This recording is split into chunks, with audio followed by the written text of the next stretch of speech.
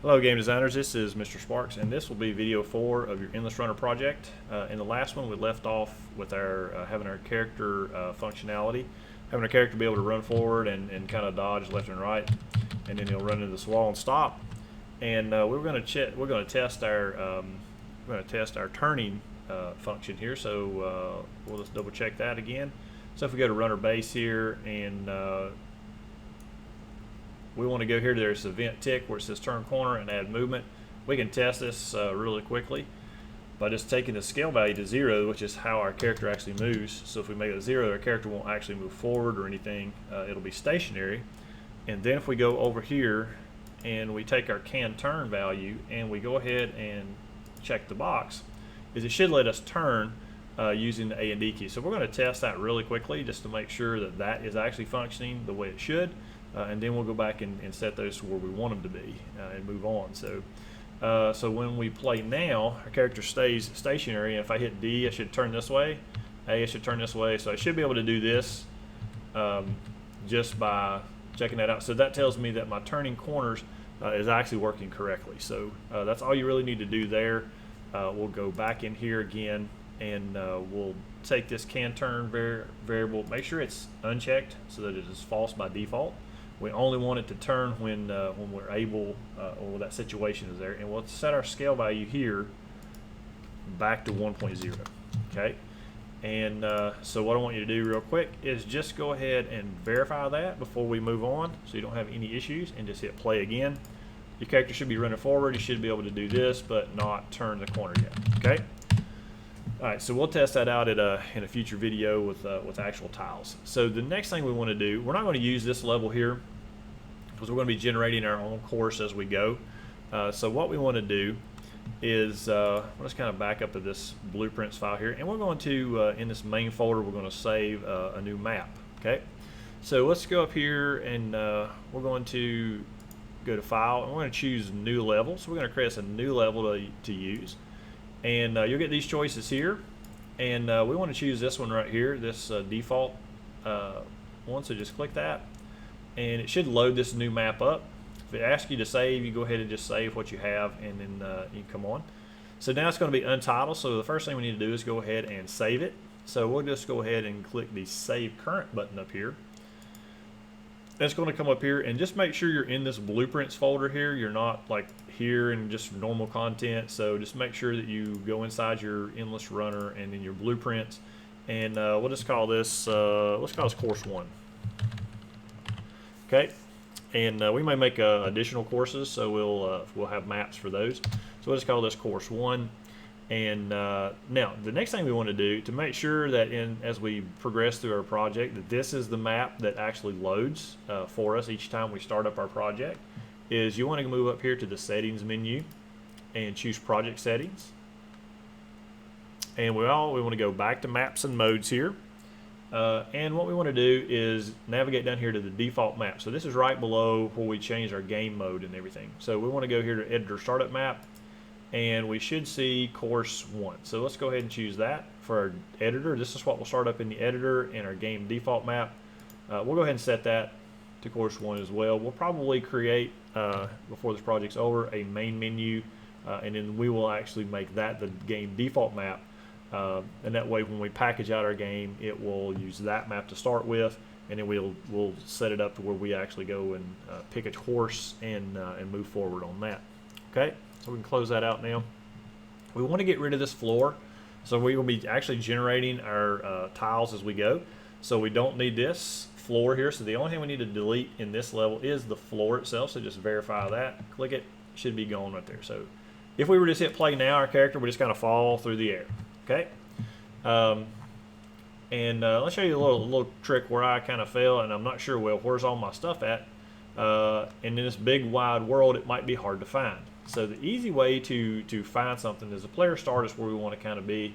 If we click this here over in our world outliner and we press the F key on our keyboard, it will actually jump and focus on that particular object. So now we can go back and we can find our stuff that we were at again. Okay, so that's just a really quick way to go back and find what you need.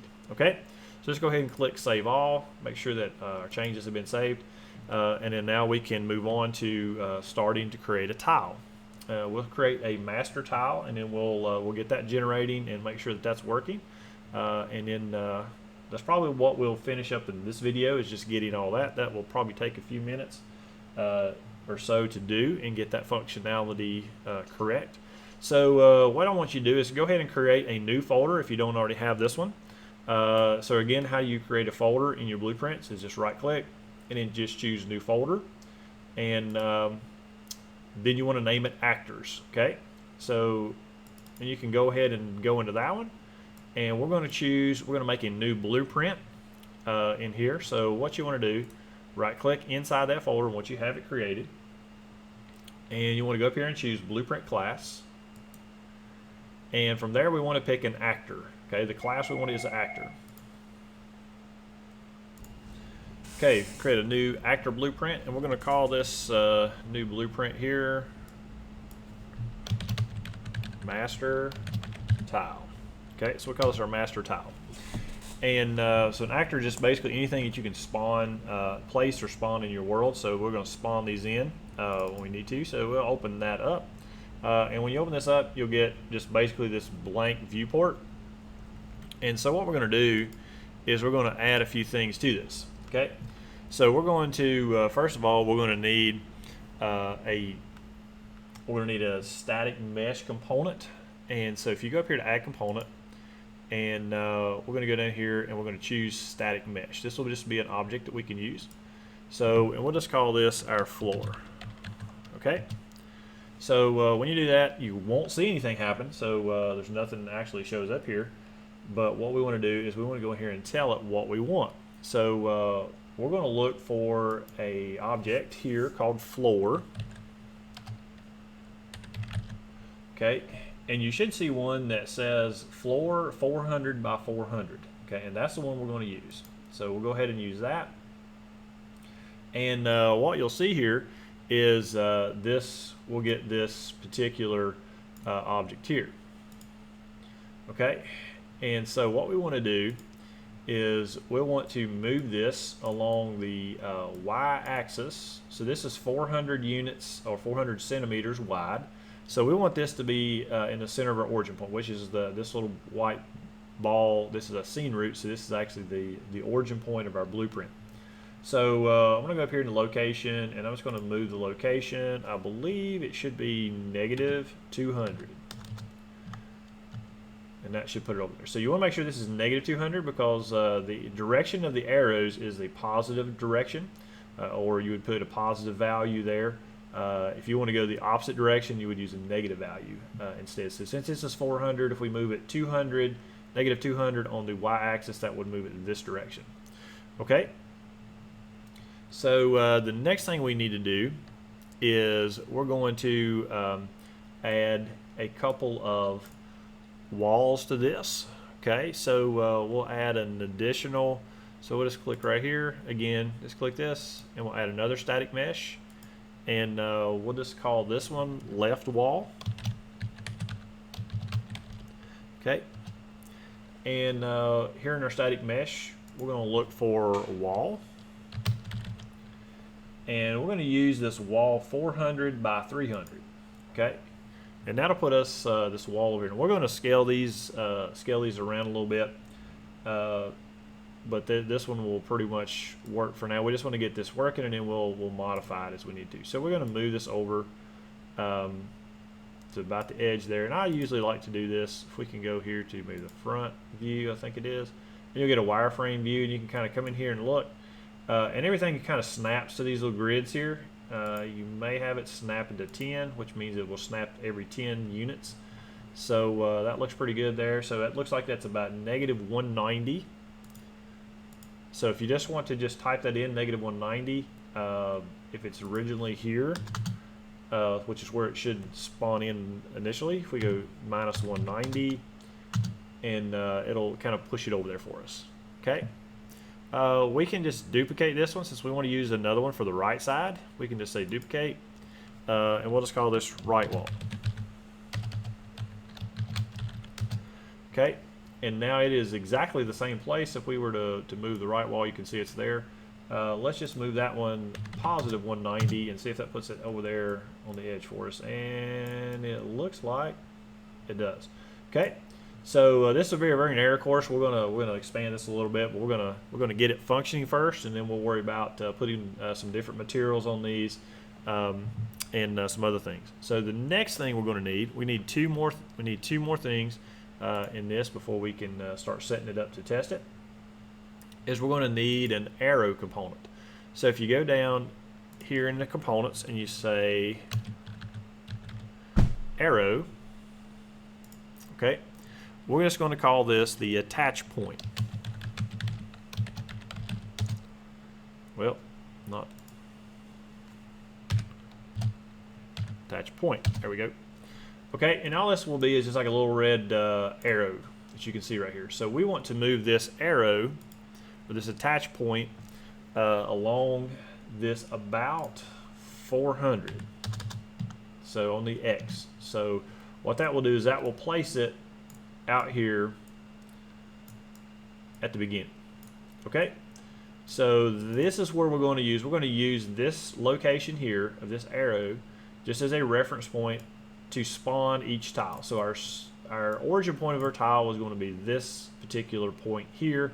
So when we spawn a new tile, we want it to spawn at this location from the previous one. So that way we get a continuous course as we go along. And since this floor is 400 units long, that's why we put that at 400 on our X axis. Okay.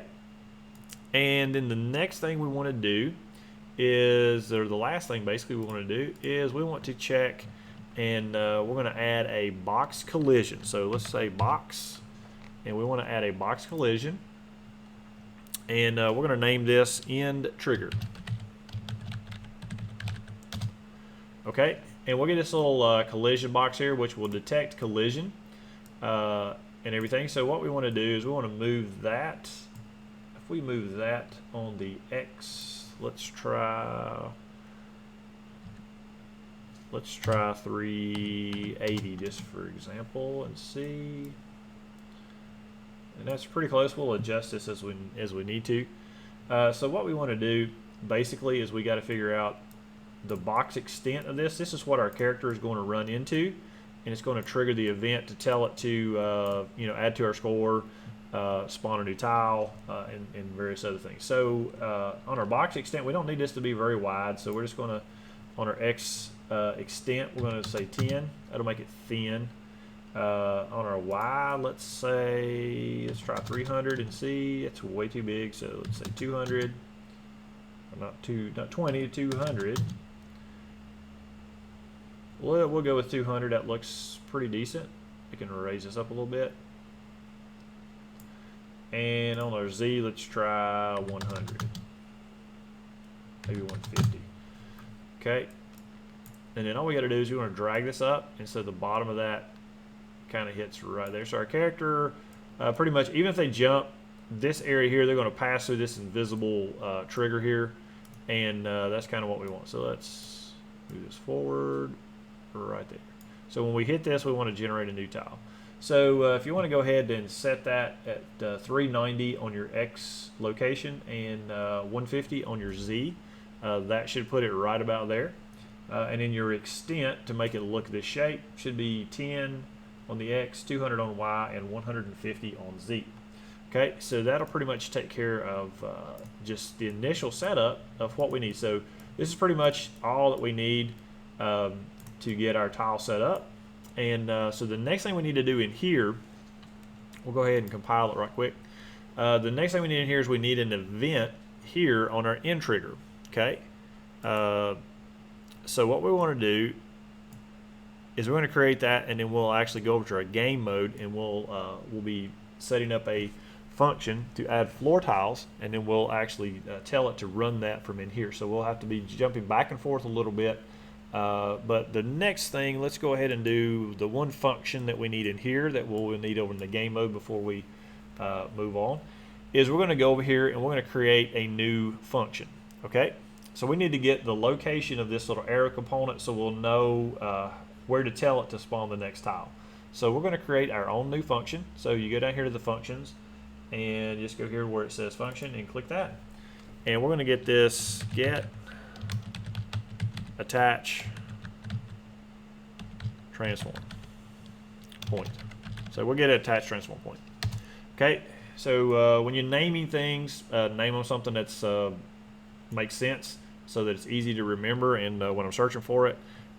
So we just want to get the transform, which is the location, rotation, and scale of the object that we want in the world. And we're going to need, if we click this here, it gives us the option to put inputs or outputs. We're going to need one output to get that and then send that out so we can get access to it. So we'll add a parameter, and it adds this return node and adds this little parameter option here. So we want to give it a name, and we're just going to call this attach transform.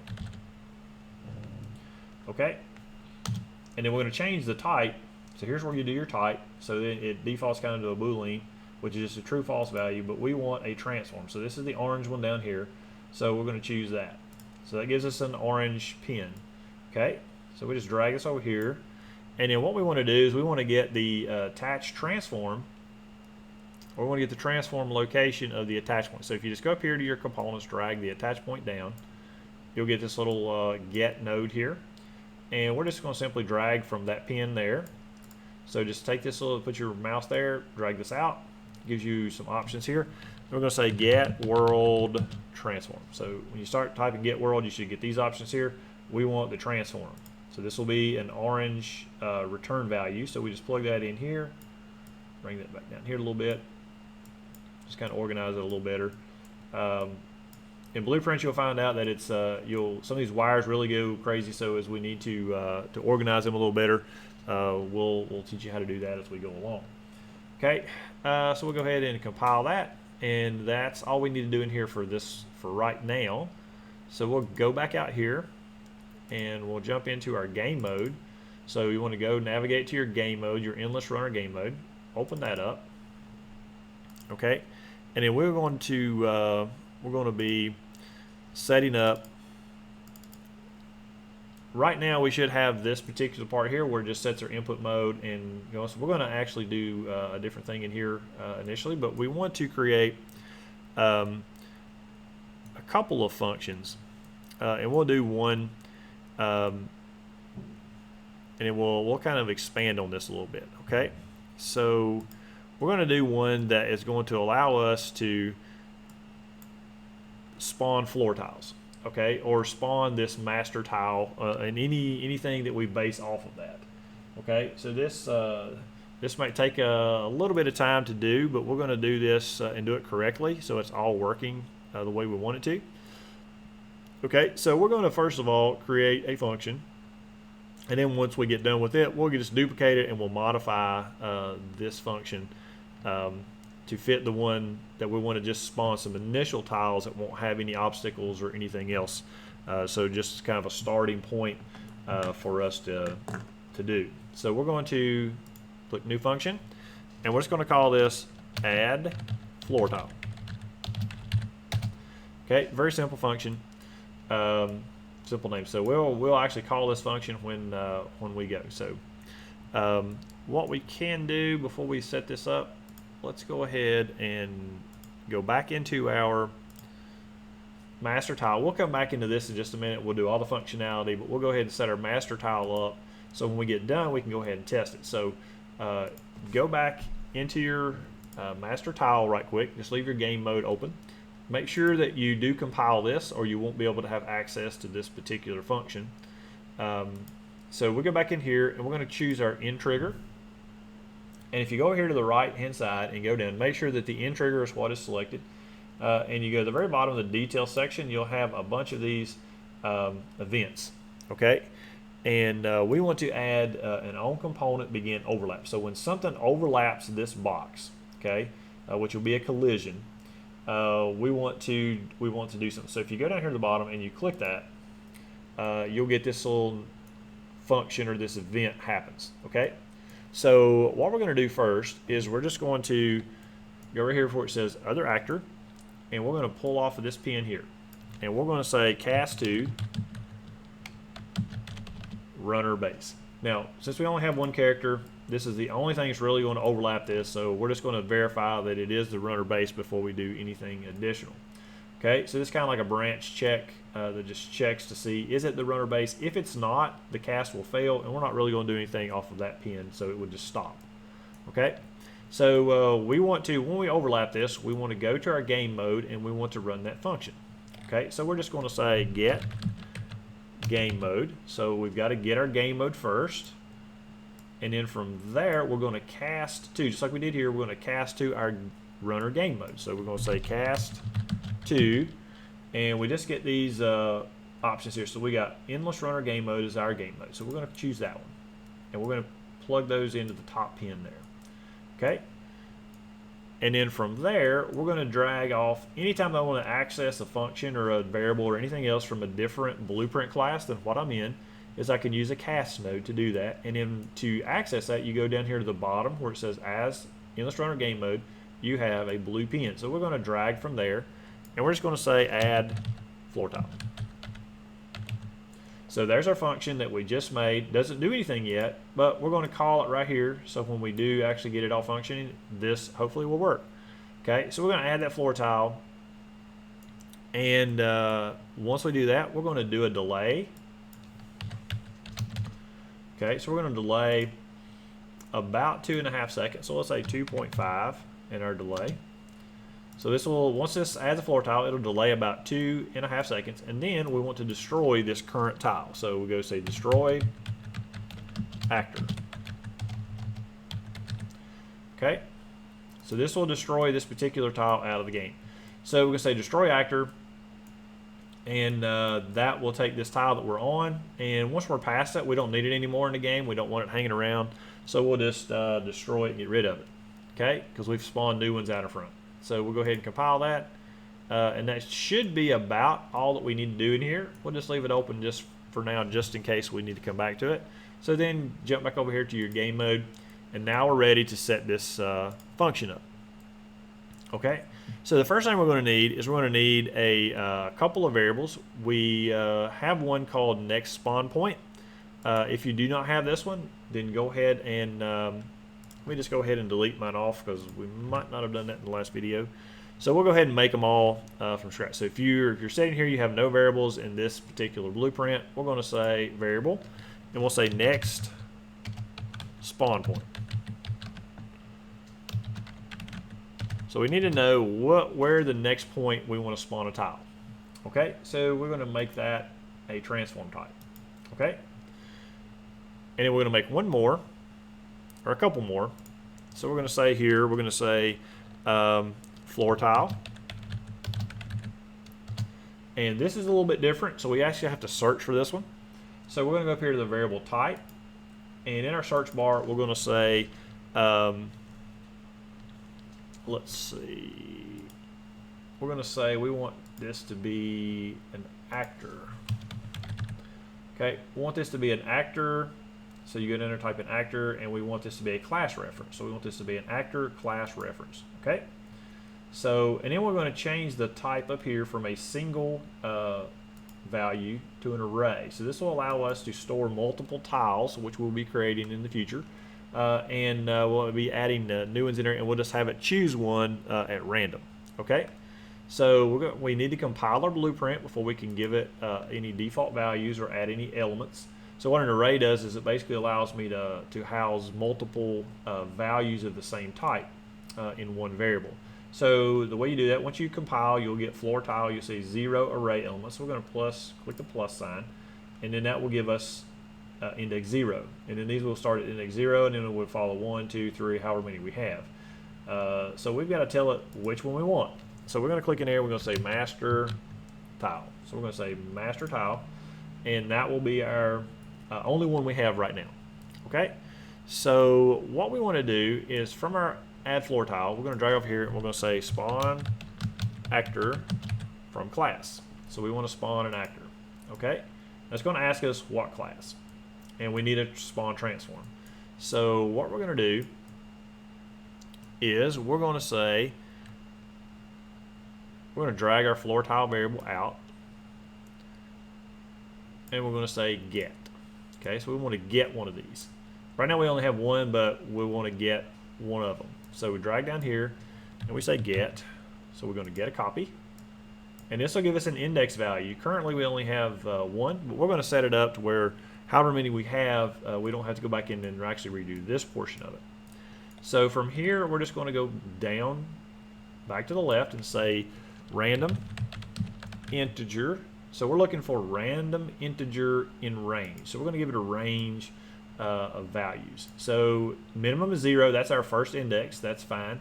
And we need to know we may have multiple floor tiles. We may take some in, put new ones in, take some out. We want this to work no matter how many we add to it. So we're just going to drag back from here, from our floor tile variable again, and say last index.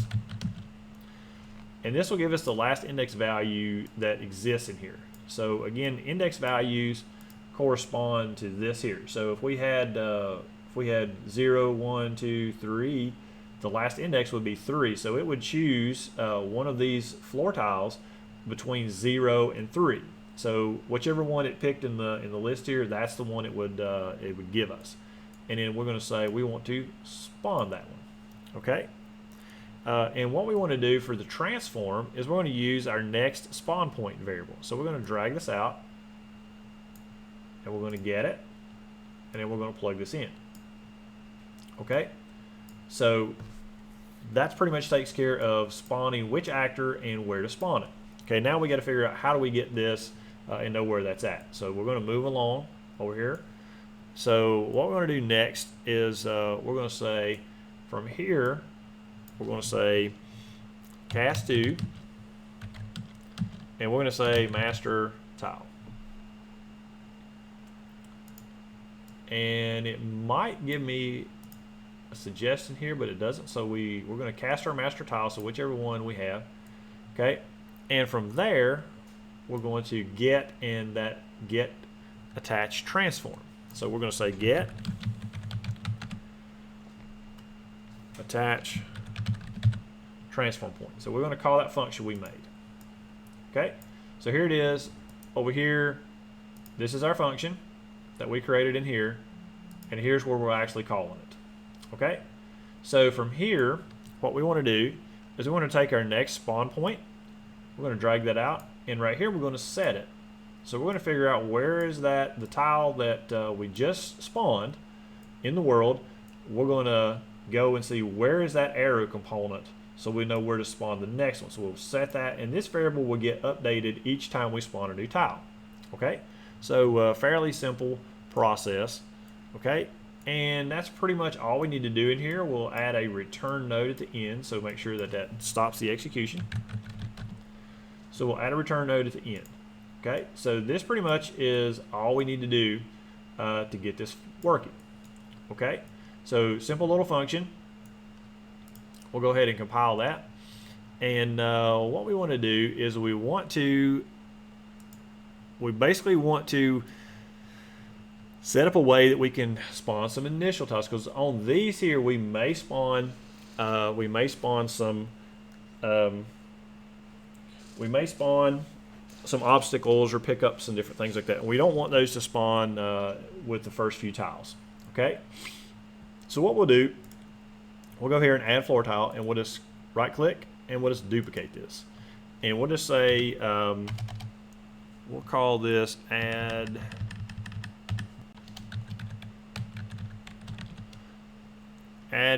starting floor tile. Okay, so in add starting floor tile, we're basically just going to take this here, and if we're going to have the master tile, which is just the blank one, which is perfectly fine, we're just going to take these two pieces here on our add starting floor tile, and we're just going to delete those. Okay, so what we'll get is we'll get index 0. We'll just make sure that index 0 is our very first flat tile, and so that's what we want it to spawn this time. Okay, and then from there, what we're really going to do is we're going to go here and we're going to say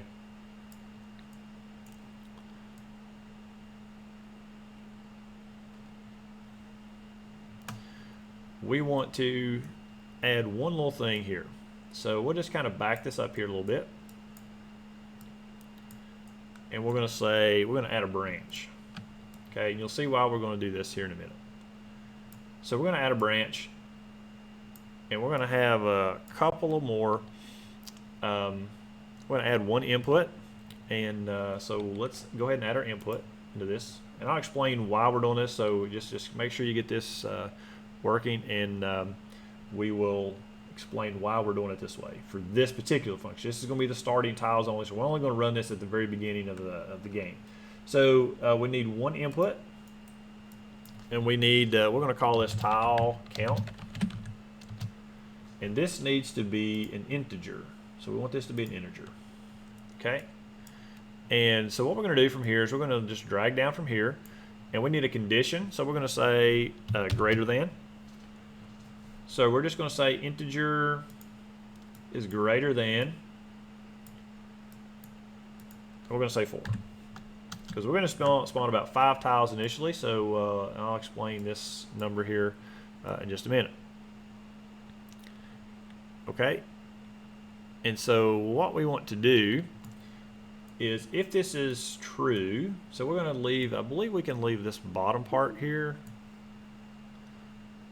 alone. We can just go right here. So we'll go into that part. Okay. And what we'll do is we'll basically just take all this here and we'll select it, and we'll go up here above it, and we'll go Control W. Okay, that will copy it all. So I'm going to take these and drag these up. And drag these down a little bit. Try to organize this a little bit better. Okay, so we're going to say here true, and we're going to do that. So if this is greater than 4, we're going to go and make one small change. Okay, so right after our next spawn point here, we're going to create a variable over here in our one more variable, and we're going to say can spawn obstacles.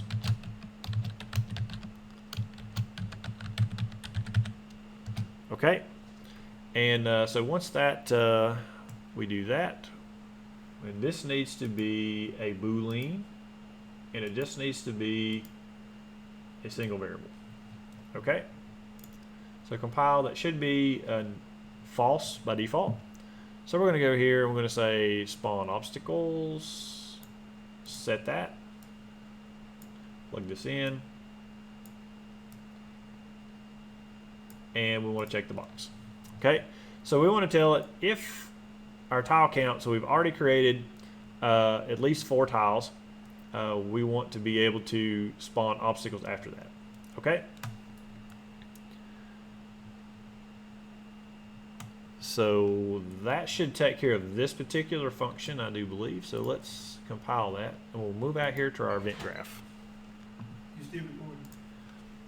Okay, so once we're back out here on our event graph for our event begin play, we're going to drag down here, and we're going to disconnect this by holding Alt and clicking that, and we're going to add a loop. So we're going to say type in loop, and we're going to do this for loop.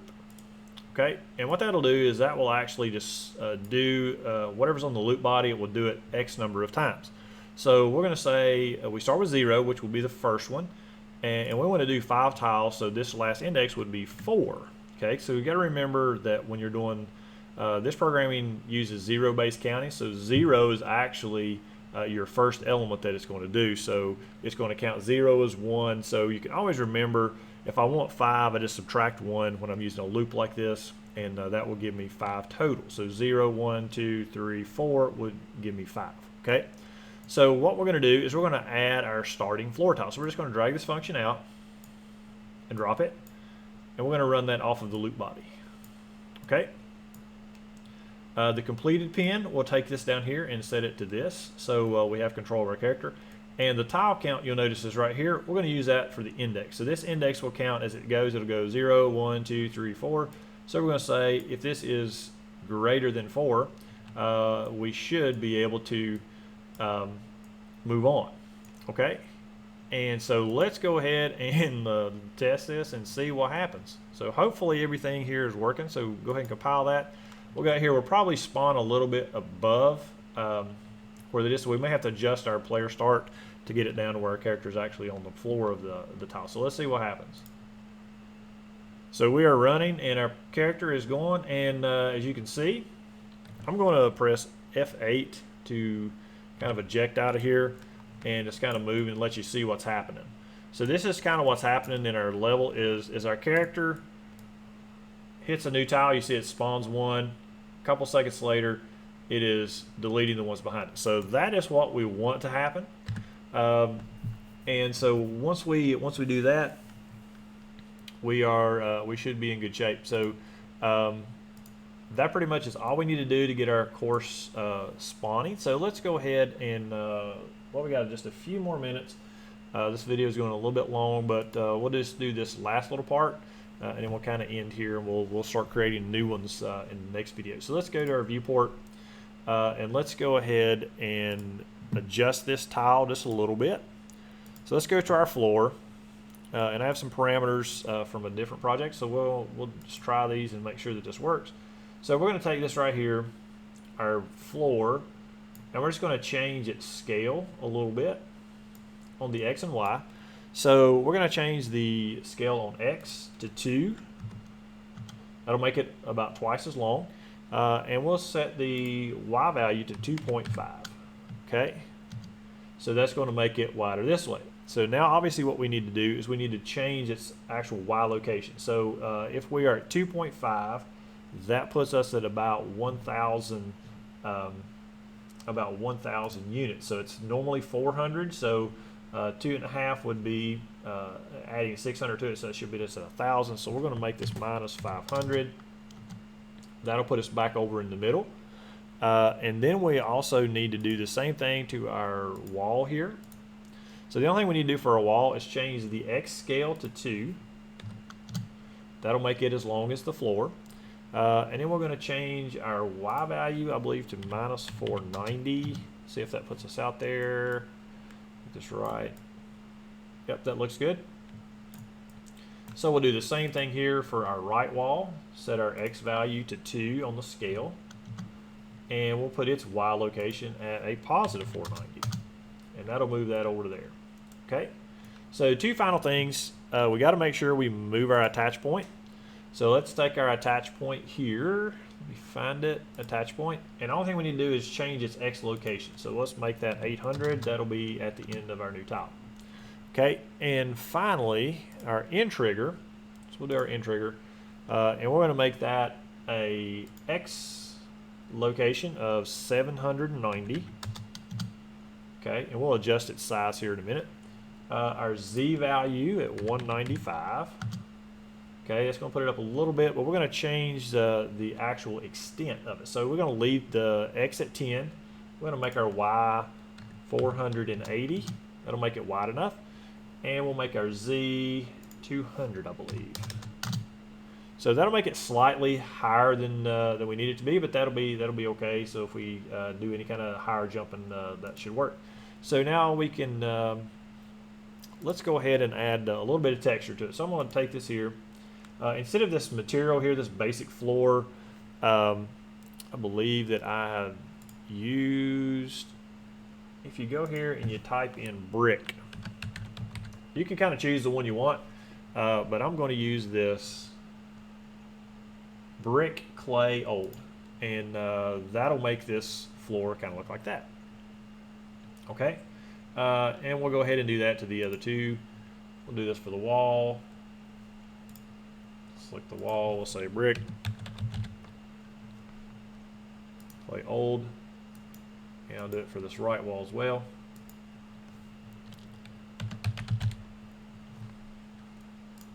Okay, so now I have something that looks a little bit better. So we'll go quickly compile this, and let's go back out and hit play again. So now we have a much bigger course. We can run around a little bit further. And you'll notice that we have this material on it, and we're still spawning our character in, and it's moving. So one last thing we might try is, let's see, if we take our player start and we want to move our player start out maybe about 100 units. Okay, let's try 100 and see what that is. So that'll put us a little bit in front. We're still jumping slightly. So let's try 50 and see what we want is our character to kind of be running, and that looks pretty good. So we can move that out. We don't want it to be right on the very edge at the back. So just take your player start, set your location at X of 100 and a Z at 50. That's where you'll start. And if you fall through the world, just adjust your Z value up a little bit until your character actually lands on the platform. So that'll pretty much end this video. Got a lot of work. Hopefully everything worked. If not, just go back and review.